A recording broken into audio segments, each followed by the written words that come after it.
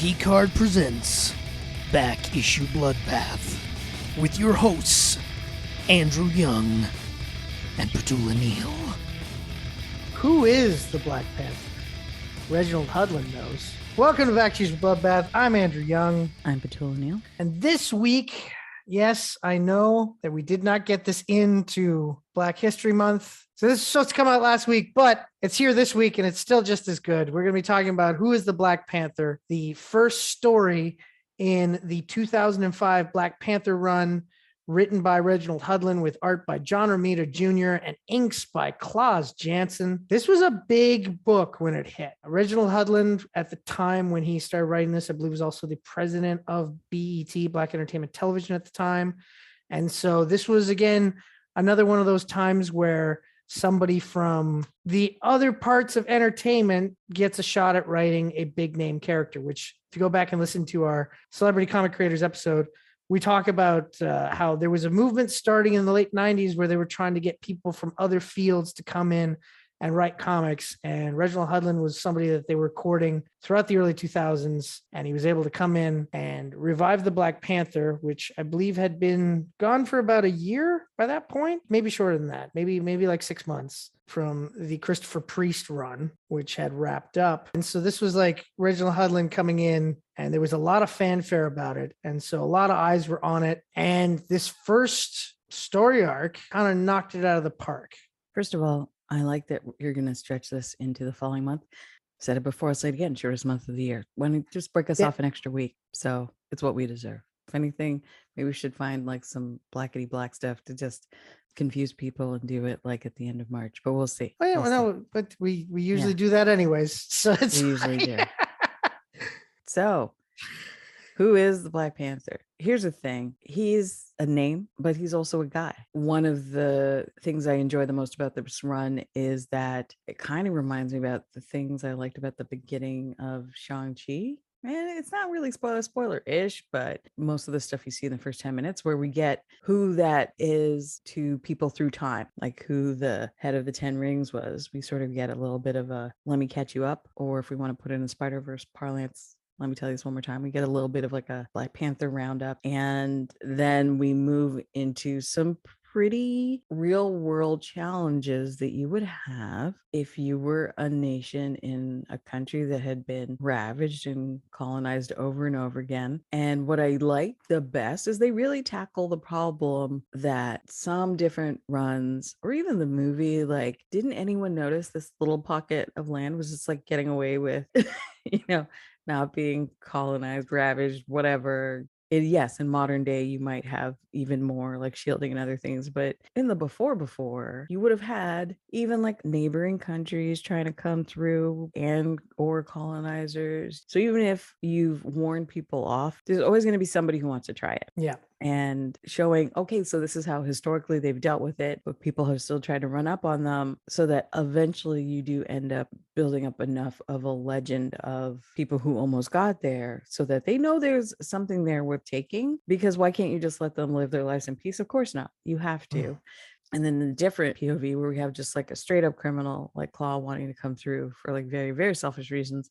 But then you see the different colonizers, basically, they're no better than Claw. They're trying to justify it in, well, if they have all of this, then they're a threat. It's like, they're just minding their own black business over there. And you are the threat. You're the one that's trying to come up with a reason. You're Aro at the end of Twilight being like, but the child is not known. We have to murder them or let the child live. It's fine. Or you're the United States circa around the time this book came out saying that all other countries have to disable their nuclear weapons. Yeah. So there you go. Also facts. Yeah. I do love how little T'Challa was like a little less little Lord Fauntleroy and a little more like, oh, you're going to come at my daddy like that? You're going to kill my brother? I'm going to shoot you with your own gun as a child. Like might be my favorite T'Challa.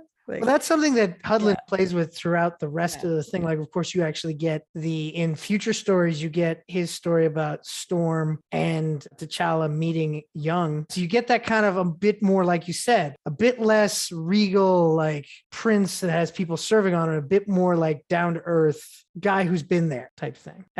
definitely like good version of like seeing the son who, maybe there was going to be a lot more kids and whatever, and he wouldn't be for sure the one who would take the throne, especially because they have challenge day and whatever, and we see a bit of that. And I like that it's an annual thing. It's not like just a one and done, like, hey, anybody come through, like if you want this job, give it a try.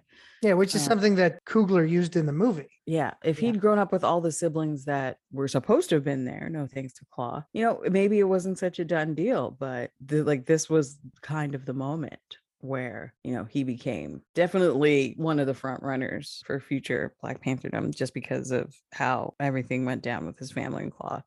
Yeah, definitely. And you see that he's coming up a little rougher than somebody who grows up a little more sheltered with both parents, doesn't see drug violence. And then it definitely kind of explains more the distrust of the outside, because like this happened because they went on the expedition, or like went out to that meeting. Went to meet the UN representatives. Yeah. When they could have just stayed and been very sort of isolation-y. Mm-hmm. So this gives a lot of good justification for Wakanda continuing to remain the way it is. It does show me a version of T'Challa. It's got a few more rough edges, which I like. It shows more other people in the family, in the broader family, collaborating as well. So it's not like, okay, you're the king, and then the rest of us are like barely mentioned or not really doing that much. I like that, you've got uncles, you got other people around, like helping to protect and run things. I like how many people were in the family. And even reading the beginning of this run, it made me feel a bit better, because I know we're all still a little concerned about what may or may not happen in the MCU with having lost Chadwick Boseman. It's like, right, like one thing Coogler did a great job of, and one thing that we know all of the Marvel stuff does a great job of, is going back into the stacks to pull out elements that work great from runs, to fold those in. And so the idea of a broader family than what we saw, like that could help solve some of the challenges that we're going to feel going forward there as well. I loved the look of some of the costume stuff. It was giving me full on like professional. Like it wasn't very flashy. It was like the one of the more stripped down ones. We have a bit of a cape thing. We know how Edna Mode feels about those, but if this is a man who's going to be rolling with Storm later on, I like that, he's ready to like dress to match his lady, so that's cool too. Yeah. Well, the Panther cape is traditional. And so it's put back on display in this, definitely. Yeah, so this story kind of reset the Black Panther continuity by giving you, as you mentioned, a history of the country at the beginning of the story, and how many people over decades, eons, centuries have tried to conquer Wakanda, and how every time they've sent them packing. And we see that, of course, the United States has interest because they can tell that there's a large amount of vibranium there, a large resource. And oil that they're not even tearing up the planet to get at. Exactly. Oil they're not even tapping because they don't need it, because they have vibranium. And Everett K. Ross, who, of course, is a creation by Christopher Priest, he kind of goes a bit of a different character shift in this, goes from being the outspoken Chandler Bing type character that Christopher Priest wrote him as, to now more like the overall expert on all things Wakanda, kind of much more similar to the Martin Freeman character that we see in the movies, where he comes in and basically gives the U.S. chiefs of staff the rundown on, this is what Wakanda is. This is why you're probably not going to get anywhere with them, and kind of gives the history on the sense that they were even able to best Captain America, like the Black Panther of that era, which I believe was T'Challa's father. Or maybe his grandfather, I'm not sure, probably his grandfather. He stopped Captain America from coming into Wakanda. Captain America was in pursuit of some Nazis, and the Nazis they'd already handled it. Yeah, they'd already taken care of them. And so the Panther basically said, he's like, well, he's not coming in here. But unlike these Nazis, I can tell this guy's, he's an all right egg. So I'm just going to send him on his way. I'm going to send him packing.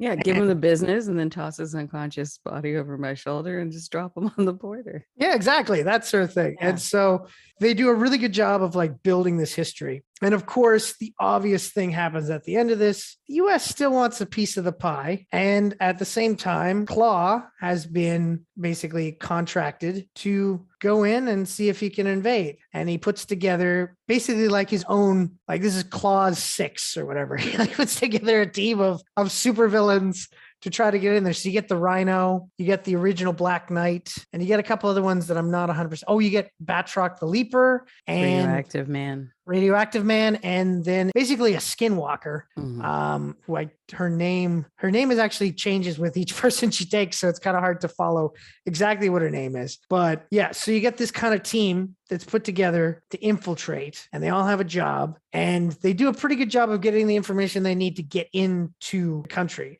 And this is T'Challa's first big challenge as the Black Panther, because he has just won the right to be the Black Panther because he had beaten his uncle, who was kind of like the interim Black Panther after his father died. And he is now the leader of the country. He's got plans that he wants to put in place. But what's this? The guy who killed my dad has just showed up on my doorstep and is trying to get into my country. And so it's a trial by fire. And it happens to be, in my opinion, one of the strongest Black Panther stories, especially as an introductory story that I've read. Like, I love Christopher Priest's run, and I like what Ta-Nehisi Coates has done with him. But for me, Reggie Hudlin's Black Panther story, especially who is the Black Panther, is, in my opinion, the strongest. Yeah. My one quibble with some of the early issues is, and again, we were almost spoiled by Kugler's reinterpretation. We didn't have as much stuff for the ladies to do. Yeah. But they come in clutch more towards like the back end of this. I think I read the first 6 because this story kind of more concludes by issue 6 than 5. That's what I meant. But, issue 6. Sorry. yeah, Yes, 1 to 6. Yeah. But the women definitely get more to do later on. So yeah, that as well made me enjoy it quite a bit more. Shuri being, a little bit younger, so more focusing on kind of hide and evade and like sneak attacks as she's trying to avoid getting her bones melted by a radioactive man. I like that. I think it was a bit sometimes like, where is everyone in relation to each other? Because there was a lot going on at one point. Yeah. But I think that's what they were trying to convey. It's like literally all comers. Like, so every generation, every, let's say, 50 to however many years, there's going to be some external forces that try to come in. They're going to come with more energy, more tech, more attempts to infiltrate from like multiple points of ingress. And, Wakanda can still hold them off. So we see like it build and build and build throughout this run where like, it's just the neighbors. Oh, it's just the local colonizers. They're prisoners with jobs, decided to resign and got some hot lead in the back as their severance package. And actually, I think that was my favorite part, watching the colonizers have to push their own belongings through the through the underbrush. It's like, oh, right. Like, before you start whipping and murdering your prisoners with jobs, you might want to think, if you kill all of them, who's going to carry your shit? Yeah, exactly. Yeah, the short-sightedness there. That was like a fun, dark, funny. Yeah. So there are a lot of dark, funny things in this as well. There are people that you want to see get killed or trounced or whatever. It's like, and so when the Wakandans best them, it's like, yeah, damn right. It's like you're rooting for the Wakandans, definitely. Yeah. Rhino's basically Juggernaut in this, in that Rhino's literally just there to clear a path. It's funny that you say that, because after the Reginald Hudlin's run on the comic was done, they kind of put together a pilot, which was later broken up into a digital comic of these first 6 issues in cartoon form. But there was a Spider-Man cartoon airing at that time, and the Rhino was in it, so they couldn't get the rights to Rhino, so they put Juggernaut in his place. So totally makes sense. And yeah, so even like, another sort of funny moment in normal Marvel New York heroes, we get, a bystander doing something or trying to grab a sandwich at a bodega, and superhero shenanigans occur. Here we have a woman just like cooking dinner. It's like they're trying to evacuate her. Ma'am, you're right in the path, but I'm cooking. Like, I have something on the hob. Can I? And then Rhino just goes right through. Yeah. Like, it was that kind of thing that was coming through. Okay. Yeah. But it did sort of give you that feeling of they were also affecting civilian spaces as well as going straight for the Vibranium Man. Like, it was a good plan. Yeah, And totally. you have, to like, get the to all the zombies good stuff, coming. they'd have to go through the towns. Yeah, totally. Yeah. You got zombies coming through water and like a full on, like, I don't know where they were in the whole Disney Marvel ownership then, but that they legit. This was years before Disney. Yeah, but they made like a Pirates of the Caribbean reference. It's like the cross marketing opportunities, the using or having characters in one property make a reference to like a real world property. Love that. It was a Yeah. very kids seen more movies moment. Yeah. It's just, yeah, it moves. It makes you want to get to know these people more. It does bring in characters from outside this run of stories. The art is, let me tell you, Black Panther looks good, like real good. Well, it's JR, It's man. It's John Romita yeah, Jr. It's funny. yeah. So when they brought Hudlin in to write, Joe Quesada asked him, I said, who do you think should draw this? And this is exactly the way he said it to him. John Romita Jr. That excited. And Joe was like, okay, yeah, no, I get that. He's awesome, but he's drawing a lot of our books right now. And Hudlin once again went, John Romita Jr. And then eventually they gave him a meeting with Romita, and he was like, yeah, I definitely want to draw this. But it was just funny because Hudlin was so excited to be working at Marvel. It was sort of like he wanted to have all of his dreams in place, including the dream creative team. He wanted to have John Romita Jr. because when he closed his eyes and saw his story, he saw John Romita Jr. art because that was one of his favorite artists. And he got him. And yeah, the two of them, like Romita does such a good job with the visuals, doing the visual storytelling of Hudlin's plot, is that if Hudlin wanted to take dialogue completely out of a page, you'd still totally get what he was trying to say. And yeah, so it's like the two of them work together so well here. And then you got the inks by Klaus Janson, who's a legend in the business.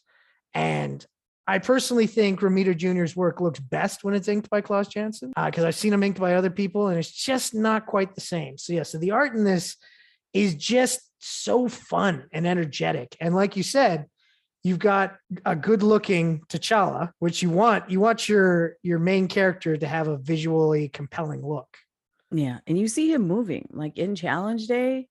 There's like some nice acrobatics. You're getting that body, but you're not getting like your typical just like crouchy. Yeah. You're getting some like very getting somebody doing a full leapfrog off of another guy's back. Yeah. Delicate acrobatics. Like you're getting moves that you would expect to see on a balance beam. Yeah. There's some of those poses that is like, this is 100% modeled off of using gymnasts and like in different activities. So that I also love that the fighting style wasn't all just emerging from the shadow, crouchy, scratchy.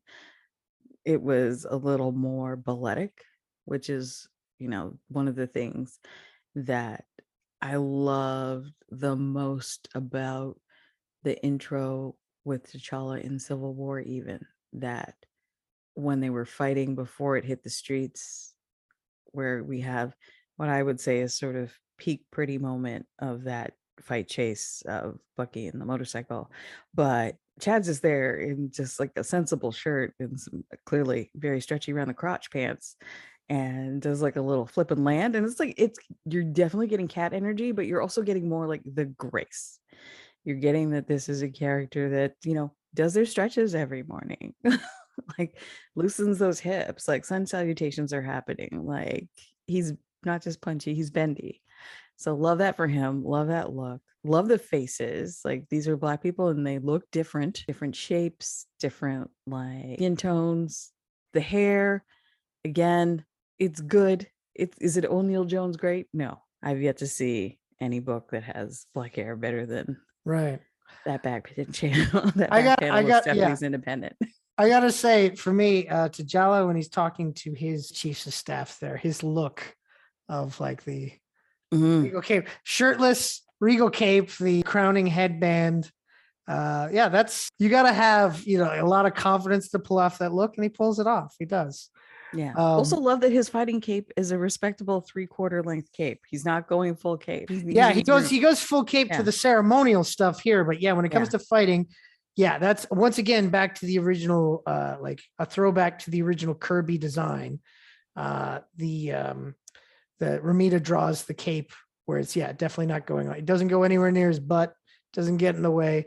But in that same scene that I was showing you the pictures from, I like the stuff with him, and I believe it's his uncle, where they just basically have an exchange on. He's basically telling him, this is how we're going to set things up. And for the most part, he's like, okay. He goes, what about my son? They go, no, sorry. He goes, you need somebody to go out there and be your like liaison to the world and everything like that. And he's like, oh, we're gonna send your son. He's like, oh, my son, he doesn't really like you. He's envious of you. That's very smart. You're very smart. You're giving him a job so that he's not going to meddle with you. That's smart. I like the fact that his uncle is able to look at it strategically as opposed to taking things personally. So I like that bit. There was a really good report. Just in that page alone, you can tell that there's a level of trust and respect there that I really enjoyed. Yeah. And that, he basically got half-raised child to, be uncle to, but still had his own kid to look out for. But then, the job that you can't even like be happy, like, hey, I got the top job because my brother got brutally murdered in front of his family. So it's, Unc's been through it. Like, let Unc have a break. But it does always, when they're winning, it feels a bit like a party in a way, like a messy party. But it's still like, I don't feel like anybody in the Wakandan royal family, like they were concerned, like they weren't enjoying the property damage. But like, I always feel like their energies are like, we got this. Like, it'll be fine. Like, even if it's not clean, like, we'll come through this. This will be annoying. And we'll have to tidy up afterwards and reintroduce or unintroduce ourselves to the rest of the world. We'll be like, y'all don't need to be coming up through here. Like, we're good. Like the energy that he gave the US through the zombie soldier, that energy, love that for him. And definitely, as we all debated that Thanos was right, Killmonger was right, run that we were on, where in the MCU, like, villains made some great points. This is where, whether you look at it from the Killmonger POV or from the Wakabi POV, the outsiders being aware of like exactly like how we're holding it down in here, maybe not the best idea. Maybe just keep this whole situation FUBU so that we can like keep it moving for us, by us, close the borders. Nice to see you. I like the respect that like Everett Ross was like, here's the deal. Here's what they got. Here's who they are. It's a real don't start none, won't be none, but very much if we fuck around, we will find out. He lays it down. Yeah. He's that guy at work that's like, I know I'm right and I know no one's listening, but I just want this on the record. Then let's watch the show. I feel like he probably would enjoy watching this and laughing as much as he'd probably go home and watch whatever the comic book world's version of House Party and Boomerang are. Also things written by Hudlin, where I think in the Marvel universe, those exist. I do. Yeah. I think that. Yeah. I think they exist, and I think at least one of those is in maybe like, not House Everett Party Ross's 3, top 10. maybe not House Party 3, but at least the first 2 house parties. There you go. Yeah. There's a pajama jammy jam should have happened, if anything, after the fight was done. Just like everyone relaxing, getting whatever vibranium enhanced medical treatment, and then just having a little pajama jammy jam. Yeah. There you go. Yeah. Yeah. I did love Mom going for the stones. Like, great moment. Yeah. I was just waiting for you to get in position. Yeah. She was so unbothered. That was like, and they did a good job sort of showing like, she doesn't look that scared, even though she's been busted up in on. And I feel like she knew there were like multiple different ways that not only could she be saved, but she could save herself. Want to bring up the fact that the Claw is presented as a reputable adversary. I feel like every other time that Claw has been used previously before this story, Claw's a joke. And that Panther's going to win in the end, sort of thing. In this, there's that level of doubt. There's that, oh my God, he could actually take down Wakanda. Like, in your heart of hearts, it's like, this is the first story arc of an ongoing series. He's not going to take down Wakanda. But then party's like, wait a second, what if that's the whole series is about? What if it's like him trying to get the country back from him? And that level of doubt is there throughout the entire thing because the Claw is presented as a viable threat. With a valid grudge, like not valid because really his family member only got because he fucked around and he found out. However, he saw strong motivation. It scarred him for life. Yeah, strong motivation for continuing this grudge, even though no one sent for you. Like, we didn't. You weren't invited. Yeah. And also, since we brought up the movies quite a bit, the one thing I want to say for you people that stuck around for the final credit scene in Eternals, and you got to see the sneak peek at the Ebony Blade. If you want to know what the Ebony Blade can do, this story of the Black Panther really shows it when the original Black Knight shows up and, causes some shit out there. So definitely worth checking out there. It can cut through cans. It can slice a tomato. Yeah. Yes, better than a Ginsu. It's the ebony blade. You Oh. betcha. Yeah, it can cut some things. And I love that it's like this cursed blade, but just random Wakandan. Sure, he just picks it up and starts getting to chopping. It's What? like the name Ebony, like, does that just mean that all of us can just pick it up and start dicing people and we're not like haunted by the screams of like Templars? Yeah, it's- only white people are haunted by the ebony blade. Black people could just use it like a kitchen knife. Oh man. So yeah, definitely you're saying this one is worth checking out, right? I love it. It's a hoot. It's a good time. Even though you're going to be listening to this not in the month, I would say just give us an extra week this year. There you go. Yeah. Yeah, definitely. I say definitely check out Who's the Black Panther story arc. And if you have time, continue checking out the rest of the Reggie Hudlin run. Yeah, keep going in the run because we see this is a like there's been a first of T'Challa, and I'm like, I don't know if he could really get Aurora. This T'Challa can get Aurora. This T'Challa can get a lot. There you go. Yeah. So we see her later. And again, we don't know what they're going to do in the movies. If we're going to get a new Storm, if we're going to have Storm ever with Black Panther, what they're going to do with the multiverse. Would I love to see a possible reset where maybe we do get Ankh back? We get Njobu. So we get a little Sterling in Wakanda as a way to like fill our Chadwick hole. Like there's so many things they could do now. And this story really kind of, if not completely settles concerns, it definitely reminds you they took a character that was possibly like the most on the face of it, brutal, like kind of sketchy, cringe stereotype. And over the years, as they've poured more love and brought in other creators and brought in other runs and stories, they've woven something like really interesting and have been a little less precious about occasional resets or slight changes to the world. So they do there's a lot of meat on that bone. There's a lot for them to work with. Yeah. A lot of petals on that heart-shaped flower. So we can go forward with kind of hope for the future of what this looks like in the cinematic, but go look into those other runs that we've covered before, but also this one especially to see and get excited about, well, what would it look like if we have mutants interacting with people in Wakanda in the future? Yeah. And then we get to see a similar story play out again with how Magneto thinks about Wakanda as well. And it's like people just, underestimating the nation of Wakanda over and over again. Totally. So definitely check it out. It's a pretty good story. It's actually a great story and great writing, great art, great run, but also just these first 6 issues alone, it's a fantastic tale. Definitely a lot of fun. Come to the end of this episode of Back Issue Bloodbath. Petula, where can people find you? At inatif.com, on Twitter at Obesacantavit, OBESACANTAVIT, and here with you.